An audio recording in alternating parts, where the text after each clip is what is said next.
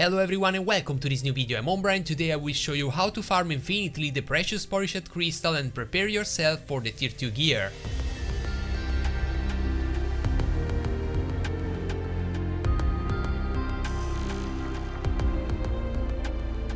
On March, tier 2 gear gonna be available for you and you're gonna need to upgrade your weapon and your armor to level 12. And for upgrade one single piece of gear you're gonna need around 600 growstone. That is what the Korean players said right now. If you try to craft a growstone you will see you need precious magic powder, you need the precious stellone ore and you need the precious polished crystal. So in general the precious magic power you can obtain infinitely just destroying your item, the item you drop, and also if you have a lot of lucent you can buy item and obtain that. Also precious stellone ore can be changed and can be used the precious stellone that can be bought with lucent also. The only things you cannot gap with lucent right now is the precious polished crystal. This item right here you can only farm, so even if you are a whale you cannot obtain this item without farming. So if you plan to rush the tier 2 and have all ready for be very strong in the early game, you're gonna need to farm this item. In the game there's different way for obtaining. You can buy from the guild shop, you can buy the purple one and also the blue one here, but they are very limited. You can only 10 of these every day and 4 of these every day. So if you consider you need about 7k of that for make all your gear to plus 12,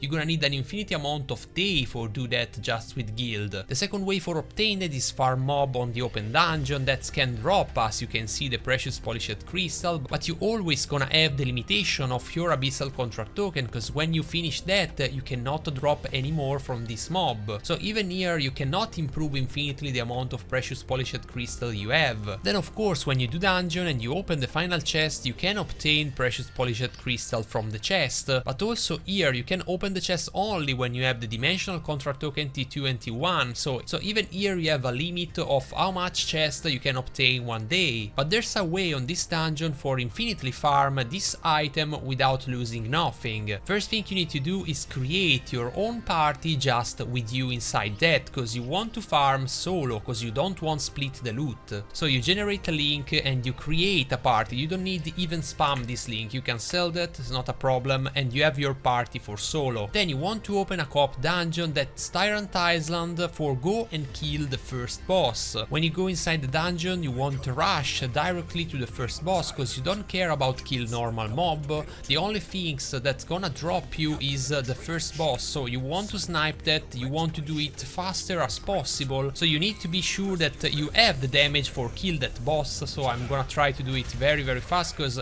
if you go hide you're gonna lose a lot of time. If you are a ranged class it's very good, just keep rotating around that for don't receive too much damage. If you're not a healer this boss it's still damaging you, so just kiting and kiting. And when you drop you're gonna see a lot of loot on the ground, a lot of polished crystal and also some purple polished crystal. That is what you need.